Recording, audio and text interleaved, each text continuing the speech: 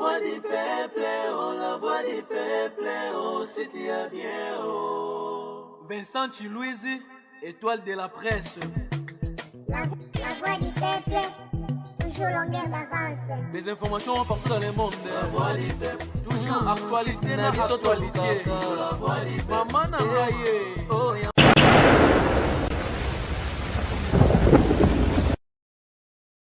Voilà, très ravi de savoir que vous êtes tellement nombreux à nous suivre en ce moment sur La Voix du Peuple. Un grand merci Nabato tout va disposer temps pour Rolanda Bisso. Un grand merci aussi à Vincent Chilouizi. Merci aussi à l'équipe technique Mobimba et La Voix du Peuple. Nenge na Nosaki Bino Lelo na Rosala Bongo na Prince Bakali avec qui Tomeka Rosolola tout sauf rien. Je pense que Bobenga tellement ébélé au tout Ezolobama sur actualité. Je pense qu'on a mieux placé aussi et à expliquer qu'est-ce qui se passe. Quand vraiment la détail sur les vraies causes, il y a Marambo Tozoka et Zanine. Je pense que tu redécouvrir ensemble. Un grand merci déjà à Dada ou Lungu na Suisse pour la benga maman sociale la moté ma papa Feli au Matoko. Un grand merci aussi à Nathan Poutou Touré, merci aussi à notre président de l'île, Jo Béni. Un grand merci aussi à Oscar Maritou, millionnaire à Gondo, millionnaire à Zara, Mokona chinois, Oscar Maritou. Merci aussi à mon ami Megra Mangwana, les banquiers. N'invitez vraiment ceux qui font la caméra. Gilles Vazolando, on a font la vraiment Prince Bakali. On dirait qu'il y a la voix du peuple. Prince Bakali, bonjour mon frère. Ouais, Kérit, bonjour mon frère, bonjour ma fidèles internautes, Nyonstou, à la voix du peuple. Et puis particulièrement à Boss Nabino, Vincent Chilouizi. Bonjour na Willy Mouché Nicolas Mboka, ya Jamal Moukou, na papa social, Yoana ya Joli Menga. Et puis nous vivons l'époque de César Pachoti, Yango Iloboko Yanzambe, Likasi, Okatanga, Lubumbashi, en tout cas Banzimae. César Pachoti Yango, prêtre, merci à Jimmy Bella, ou en tout cas, mes très sincères condoléances. Et puis, il y a Gauthier Mascotte, ingénieur de banque, il y a tout au mon maman. Nous sommes prêts pour nous répondre à la question, pour nous plaisir. Il y a Dani Chan, le chinois congolais. Et puis, il y a Foule Loukissou, monsieur le président. Merci Thierry, nous sommes prêts. Je pense que bateau hôtel Abisso, il y a des bateaux belés, émission tout ça, nous bateaux tellement belés.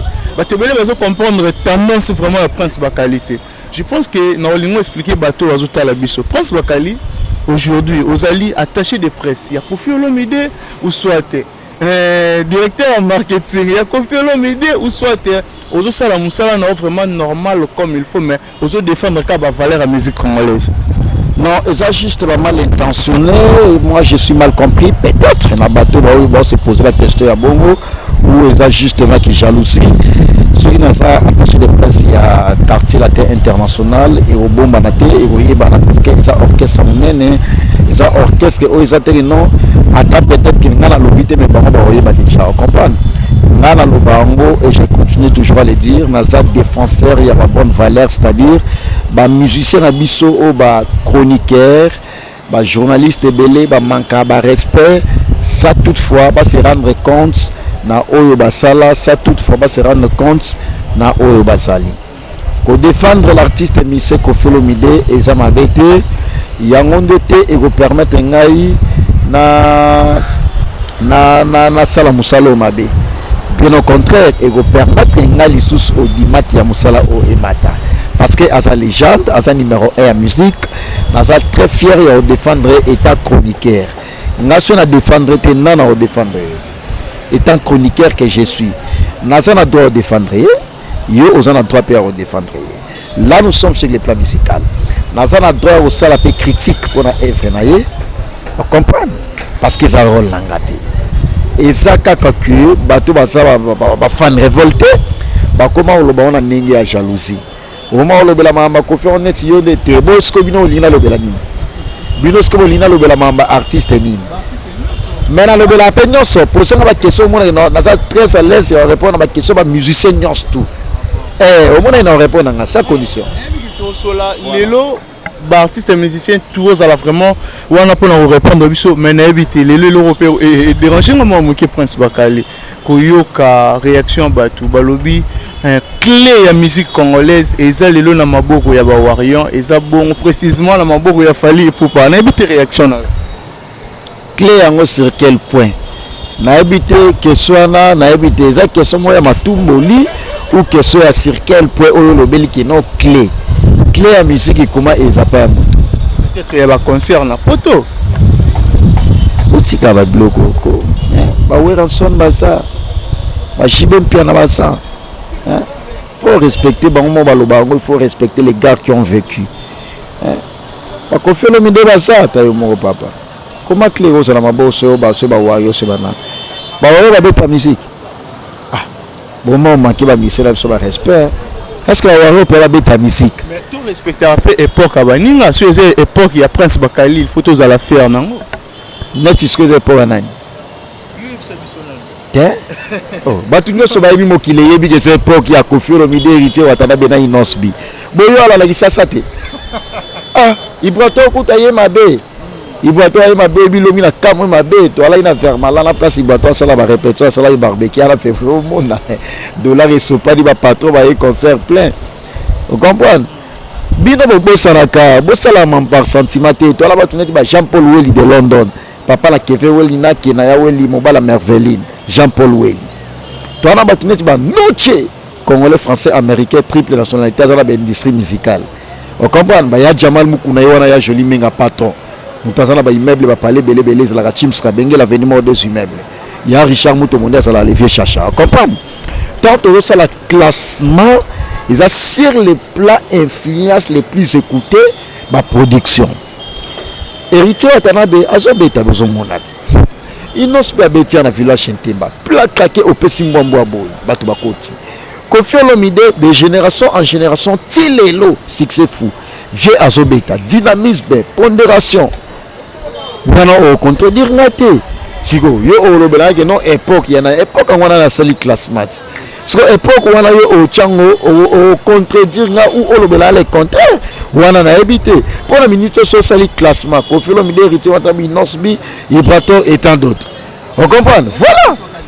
Bato belé ba otala biso ba omonu nziro za mutema mabe apparemment au classement au tali oui il y a des artistes musiciens oyo bazo cartonner natinani il y a aussi des faits rigolos là-bas au sam ça bango bien mais au tche on la liste était au somo na tena tangi na bi Koffi Olomide bon somo na tena tangi na ngapi na tanga pe na tangi ba question na yo ba réponse tanga ngapi ata poser question na tangi na bi Koffi Olomide héritier watanabe ba inosbi ba ibraton piana et tant d'autres c'est la liste des amoulai yo li na tanga ba combat tout et ça so tane mi so ba mi se ba zebeleti même la précédent piana bi et tant d'autres c'est que bazat et tant d'autres c'est que bazat français langue clair.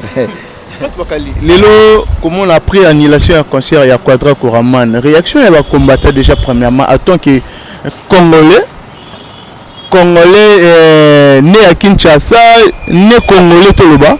En tant que Congolais, réaction d'abord envers les combattants, réaction envers les artistes musiciens, non, tout les artistes musiciens, non que les politiciens, mais les artistes musiciens. Au moni lelo oyo musique na biso slogan na kalezalaga que musique est na ghetto mais le langage est changeant. Pourquoi? Parce que Koffi Olomide ba bunda trop pour na mambo pour musique na biso et le ngolande banda lo ba ghetto ba papa oui ma père son âme on comprend le to mona ba héritier watanabe ba inospi ba Ferregola et tant d'autres bazo promettre na musala oyo bazo beta partout drapeau ya pays et qui est partout. Phénomène à combattant, ils ont problème sur la bitumba ya mboka te. Ils ont problème ya jalousie. Ba mingi baza ba raté. Ba mingi baza ba raté. À part Vienanga Odombo. Ba mingi baza ba raté. À part Vienanga te. Bango ce que ça sendeni n'a pas vu nanga Odombo on comprend ba mingi ba ça va rater jalousie tellement les qui trop yango moni ba mo bundisa ba musicien ba longo na combat ya ma politique na bango vraiment kombo non ba musicien comme mboka to tamola bien te bozo beta la musique na poto parce que musicien na musala ne yango na ndenga no to fandi bo devant la caméra parce que musicien musala ça fait beta musique pour famille na y survivre. Na kati la musique tout aux na mbona na ça na biso orchestre toana bandika ba combattre bazati basali Ce que tant bandiko la ba bazana ba beti ndulu quelque chose de côté et permettre aux familles de survivre. Ce que tant besoin pénaliser ba famille ba regarder. On comprend. Annulation à concert ya Kofolomide et ça pour la combattre et ça pour la pays. Bazo ba disposition pour la troisième vague, il y a maladie oyo mokile yebi Covid-19. Nous moni ba nila ba activité non tout pour l'année 2022. Ça n'a rien à voir avec le combattant. Le combattant, monsieur, après annulation, fait c'est ça la mine à poto, la mili ba champagne. Quand c'est ça, comment la banque, tout le monde est comment vous allez pour la biso, pour la mbokate, comment la musique. Il y a un petit combat là, comment non, ya mbokate, comment la musique. De ba bundi sa musique ya mboka. Boyo ibe ngote, baba muncha su mbokate, baba muncha ande musique. Lutte pour la musique congolaise. Liste na bango yango, parce que musique congolaise on est salinine. Bozo bundisa musique pour basali nini. C'est ça la question qu'on doit poser à tous nos combattants. On comprend. Voilà. Et ça la musique. Pays sans la culture, le pays n'aura pas se développer harmonieusement. On comprend. Tant que vous sa culture, il y a beaucoup de choses qui sont pays. Tandis que vous avez compatriotes qui pays. Vous avez peuple congolais. Parce que vous avez ça Congo. Tant que vous avez Congo, on a sort nango et aux alanines.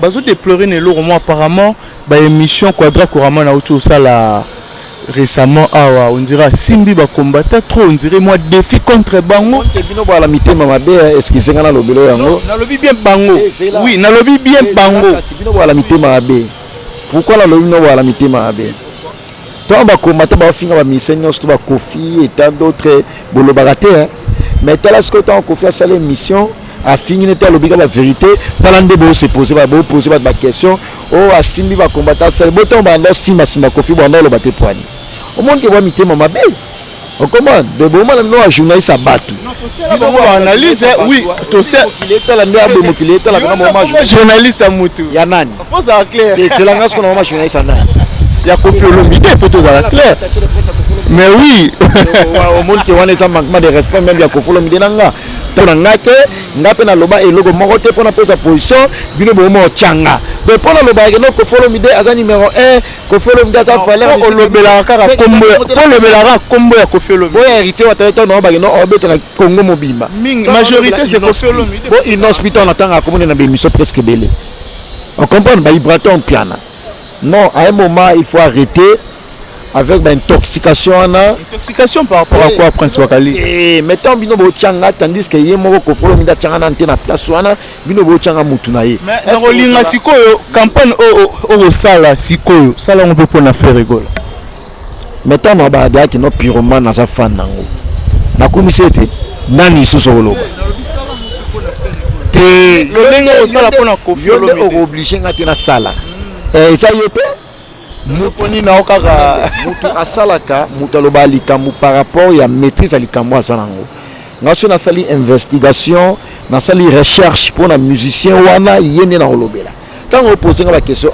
tango ba koma mission zo poser nga ba question otela so na répondre était on comprend et ça la bino ndeti tango poser nga ba question na koma mission na kaka nga pe na répondre na koma mission na kaka voilà au benga na terrain on a ndolu kapena to koma lelo si photos à la claire ça na biso sincère ça la capé déjà ça na biso vraiment sincère to qu'est-ce qu'on a artiste et musicien moko lelo tant aux autres la artiste c'est la polémique non sans polémique artiste le rôle héritier Watanabe évolution na d'après voilà ko lobela te mutazo évoluer bien beau avec de corriger Fiki le 26 décembre au moins depuis année 2021 et banda événement salamana na Fikinte sur 2021 événement za moko na datia le 26 décembre héritier wata que no corriger Fikine héritier wata za na Fikine na population na fan na mobimba un an ya mi ange mi démon on comprend hôtel biso bazo comprendre maman place au prince bakala zo kende OK c'est bon lelo comprendre le place on a lelo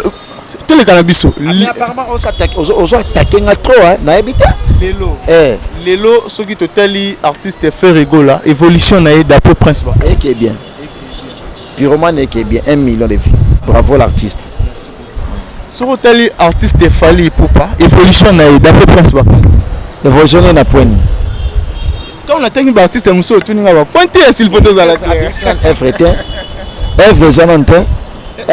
Mais quand même, bah sorti pamba concert, azobeta ba concert par-ci par-là. Et puis concert où ils sabeti na village Temba, to alaki plein moko mindele et puis couleur moko alaki wana mélanger ba mwindu na mindele. Plein concert $100 $50. Yango na biso to lingi artiste asa na communion na public na. Ngasko ikamusika na monde pia innocent do yemba boy mikoka de innocent mikoka boy public kuna ba osomis. C'est ça que nous voulons. Au moni lelo oyo batutu ba pesi ko faire des raisons. On a tenu une question mususu au bando développer ma mususu prince bakali. Ah, to solo ki mamba kofi. Na poser question mususu. Na poser question mususu mais solo ya sakanateur.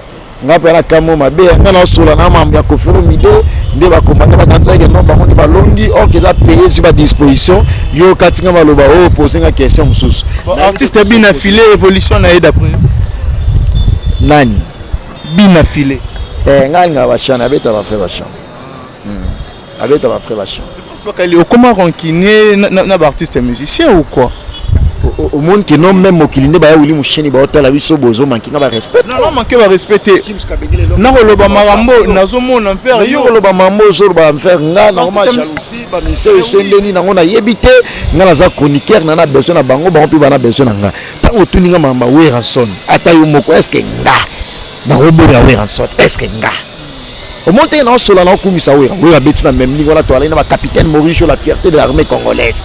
Toi là, il y a Tim Skabengele, l'homme des immeubles, a fini des immeubles, puis à Kessinkin, à 12 niveaux. Toi là, il y a Richard Moutou Molivier, chercher ma oncle visa, moi, mais c'est le maire na Paris.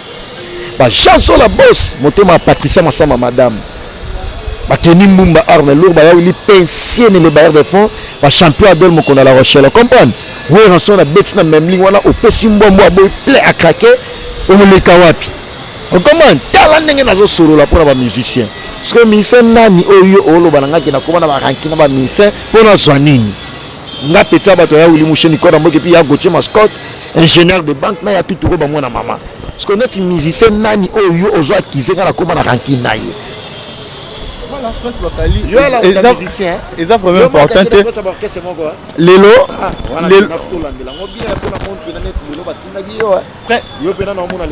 Prince Bakali, qu'est-ce qui se passe entre toi et notre vieux Boubou Liondela? Mon maman, non, franchement, on a habité vraiment à Vincent Tulise, mais c'est le PDG.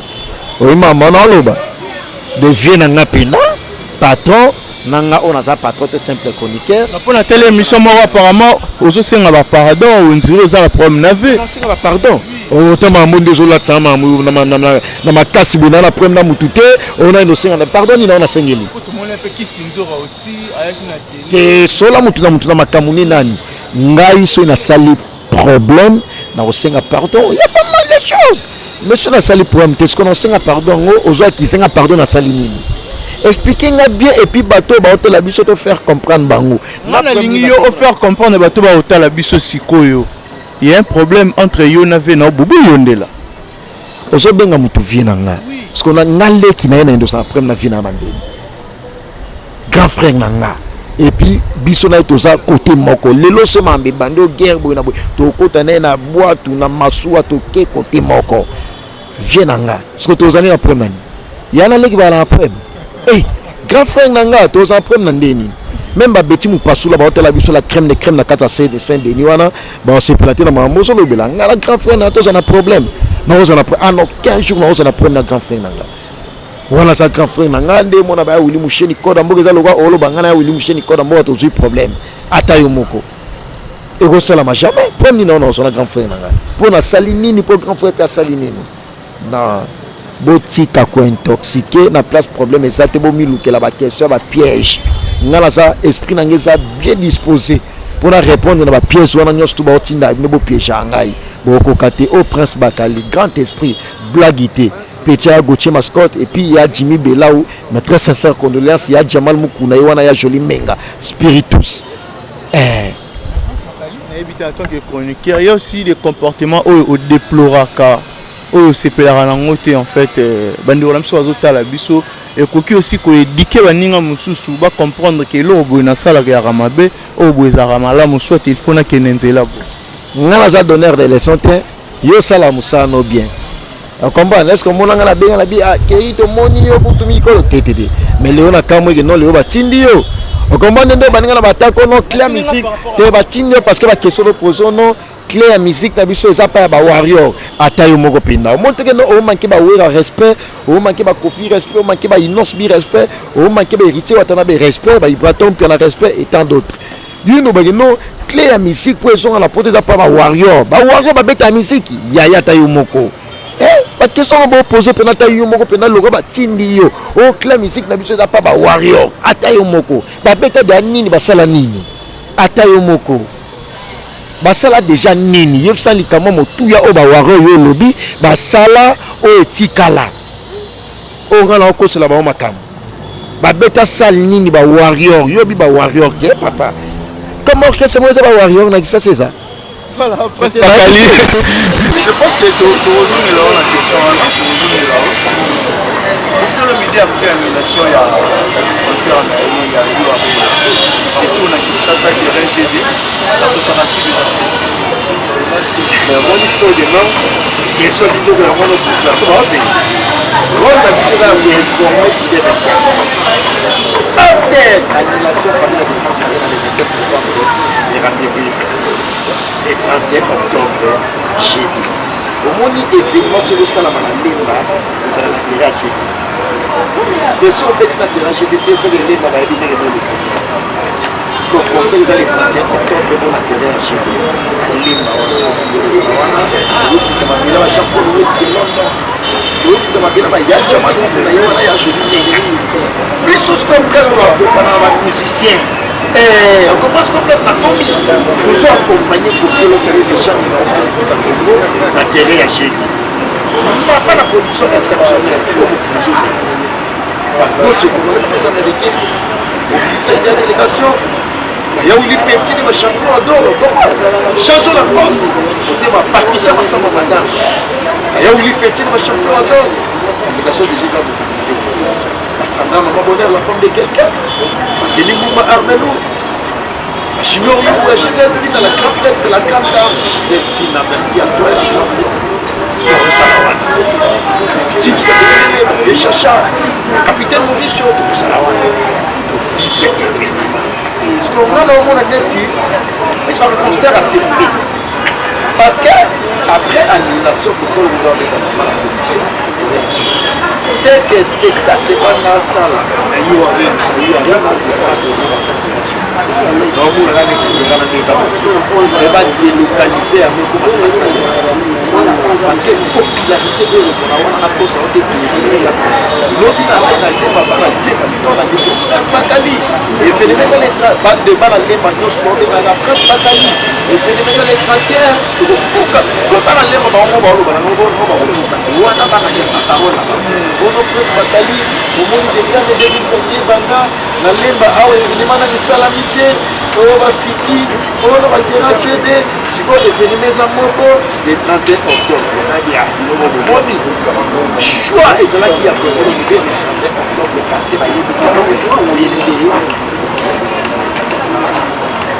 voilà, presque Kali. Je pense que pour faire le milieu après, terrain GD, il y a aussi des concerts. Oui, mais pour ça, pour faire le conseil, il s'est appelé il faut faire des danses. Et bien, yo mona été millionnaire. Donc, sur les temps, on va communiquer tout sur ça. Les musiciens vont faire la musala bien. Les musiciens vont faire la musala. On a fait la production, la mission, on va faire la musala. Aucune idée. Au moins, il se fait que nous, on va continuer à faire ça. On s'attaquer là-bas. Bon, il y a ça, après, le conseil, on a fait que pour le délai, c'est normal. La technique de la mission, on va faire la mission. Pour la mission, ça va mission, on va faire la mission. Ok, répondre à la mission, on va faire la mission. Voilà pour les questions. 1 plus 1 égale combien de 2 plus 2, 4 égale 8, 8 plus 16. Comment les questions non sont tentées pour la raisonner. Comment papa pour faire le héritier Watanabe, Inospi, Ibraton Piana, quoi avec Ibraton Piana, fait. Vous comprenez? C'est fait ici. Pour faire le héritier Watanabe, Ibraton Piana, Inospi, comment faire. Voilà ce qu'on va demander de ça. Vous avez les noms pas d'étaka. Ok, maintenant, concert est au bout qui nous cite. Bini ba yenga. Attends sur la matambo ya bonye ba bini. Vous comprenez? Donc sur la demande, on s'est de base à ma bonye. Au fil de l'homme. L'hospice, bateau au piano, faire école, héritier au comment le classement? Voilà, parce que je pense que tout le monde a déjà arrivé à la fin. Comment il a fait déjà? Merci à Bateau, je te rappelle sur la voix du peuple, la chaîne mère, la chaîne à Mounine, Vincent Julie, ça à Dubaï, il est à Dubaï, donc je le salue aussi certainement. Merci Naya Jamal Moukina, Yoana, je vous remercie merci à maman Nana, maman Emiline Zema, tous les piliers en détour, ma maman chérie, maman Emiline Zema. Merci Naya Marie-Hélène, le patron de HLB, Marie-Hélène. Merci à Jean-Paul Louis de merci. Jean-Paul Louis de London, il y a beaucoup de secrétaire général de la Bible de la maman. Et merci vraiment à Yaouli PC, le champion à Don, Jean-Zo Lacoste. C'est madame, Jean-Zo Lacoste, patron, l'entrepreneur international Jean-Zo Lacoste. Merci notre congolais français américain qui est nationalité. Dani Chan, chinois congolais, le jeune frère de Chan. Il y a le président responsable de la Congolais nationale, il y a le président et puis nous sommes la bière de l'Occidental, maçon, opérateur économique, nous sommes à toi. Merci la capitaine de Chou, merci la maître Toto Kaïti, il semble l'avocat de la République. Maître Paul, tu vois l'avocat par excellence, et puis capitaine Maurice. Voilà ma staff, ma casse, ma vie, merci vraiment la mécénaire, oncle Bizarre, Katia, Maman, et James Kabine, le ingénieur de Bokisi, merci à vous. Il y a Jamal Moukmane, France, Yoana Yachouine, merci vraiment, le princesse de l'Alliance, Ayati Moukela, merci à vous. Voilà. C'est terrible pour penser dans la voie du peuple. Merci de plaisir pour en informer. Un grand merci la bateau un grand merci aussi à Oscar Maritou, millionnaire en Kilante, sans oublier aussi à Chancel Mbemba de Midi. Merci à toi notre Kingakati, c'est-à-dire que vous allez fier na une des fier na ba cuivre na ba colton na ba diamant. Chancel Mbemba notre richesse. Un grand merci aussi millionnaire en Kilote. Ah, millionnaire en Kilote. Ah, vous soyez millionnaire, patron ya FBT Misalande, grand prêtre Fipiko, Paul Fipiko, grand prêtre Wanande, FBT Misalande, agence ya sur OK, 12h02 virgule, paf aussi, ma solo.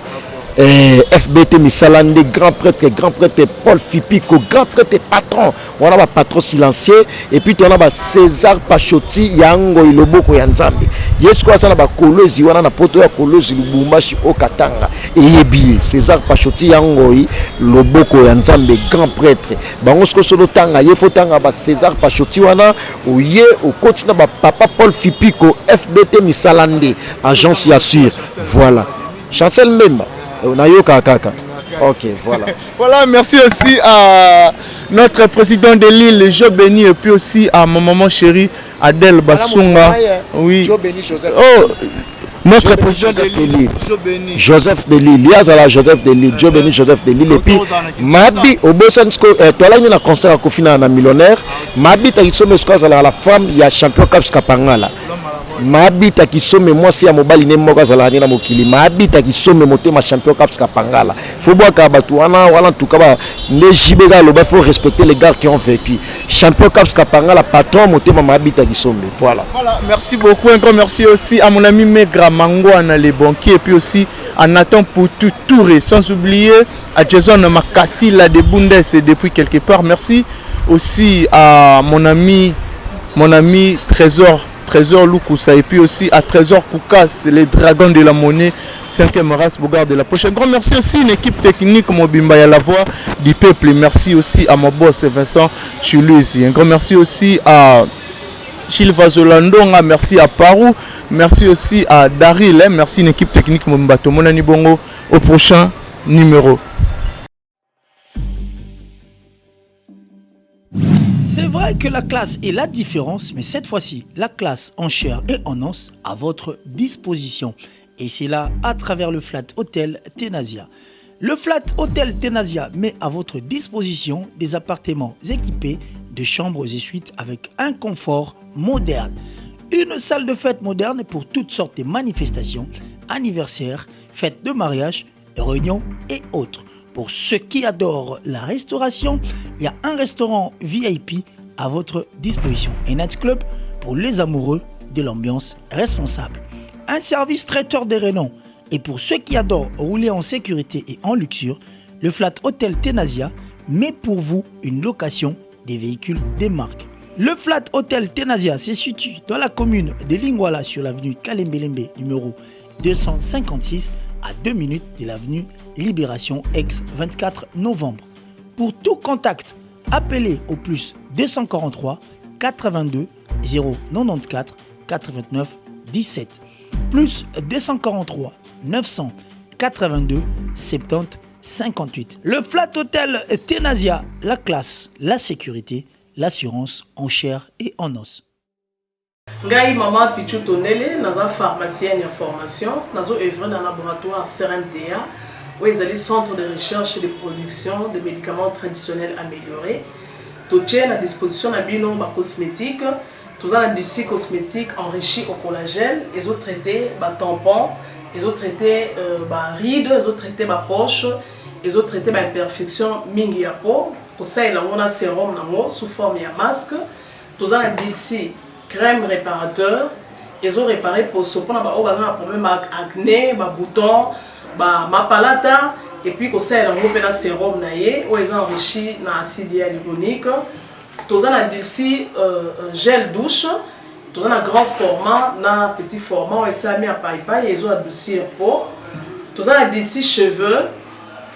Ils ont collé sa souki, cheveux abîmés, souki ils ont quatre na pamba, souki ils ont teinte, ils ont bonissé ils ont retardé repousse ya cheveux blancs, pour ça ils ont na huile na bain d'huile. Tout ça na crème pommade, tout ça na savon où ils ont accompagné gamme ya cosmétique nyonso. Tout ça pe na médicaments dans le laboratoire CRMTA, tout ça la pommade Diazolex, ils allaient pommade antidouleur, ils ont traité toute forme de douleur, même la douleur rhumatismale, ma colorovimba, ils ont traité en haut. Tout ça la crème Borex, où ils ont uniquement pour notre papa, ils ont rallongé le système de papa, et puis ils ont agrandi en haut. Tout ça la Diazostimule, où ils allaient produire ils ont traité différentes formes d'impuissance sexuelle, éjaculation précoce, dysfonctionnement érectile, faiblesse sexuelle en général, et pas ils ont traité frigidité, ils ont sous forme comprimé. Tout ça la Zinginalis, présenté sous deux formes, comprimé à sucer, na suppositoire, où ils ont traité différentes formes d'hémorroïdes internes et externes. Tout ça la méamycine, où ils ont traité la levure. Tout ce qui est MIB, tout ce qui est maladie, kyste, il y a MIB, ils ont traité en eau sous forme de comprimé dans le sirop.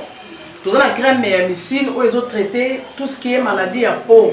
Genre des maladies à PC, mycose, c'est là qu'il y a mibali, surtout, ils ont là, sapatou, maladie, l'auto, méamycine crème, ils ont traité en eau. Tout ça, la allium. Allium, ils ont traité toute forme, il y a hypertension, ils ont normalisé la tension, ceux qui tension est mataga, qui a normalisé, ceux qui est a normalisé, et ça à partir de aïe. Tout ça, la menga, ils ont produit anti-anémique, bateau connaissent un problème, il y a anémie, quelle que soit l'origine, menga, ils ont remonté, ils ont tonifié un peu, ils ont fait sa énergie dans les autres. Voilà, ils ont gamme de produits CRMTA, laboratoire où ils ont travaillé essentiellement dans les phytomédicaments, dans les plantes médicinales. Donc, nous avons tous les produits au moment de l'Ibosonabino et ça mis à partir de l'anxiété et bon cannabis au Congo. À part qui si on a si côté la bino, tous les maladies nous auto traités, auto cela tout bien ma préparation personnalisée. D'être dans le cas de myome, par exemple, tout c'est une préparation mon corps et permettre de réduire la dimension de myome pour faciliter le robota. Tout dans qui si on peut se rappeler, tout bazon pour robota, voilà tout traitera en couple. Et contact na biso na Kinshasa, ils a plus 243 81 83 13 322 plus 243 81 83 13 322 plus 243 89 89 33 855 et na libanda tozana plus 1 514 329 12 56 plus 1 438 765 64 73. Voilà ça ba numéro à contact na biso ba ndeko ba kobenga libanda na ka ba maladie songolo pakala maladie oya ba tene tondante oyo esalaka ke moto abima ba mafina na mutu to traitaka ngo pe donc ko contacter biso opposer problème na yo to ba plante nini oyo ekozwa solution na problème na yo.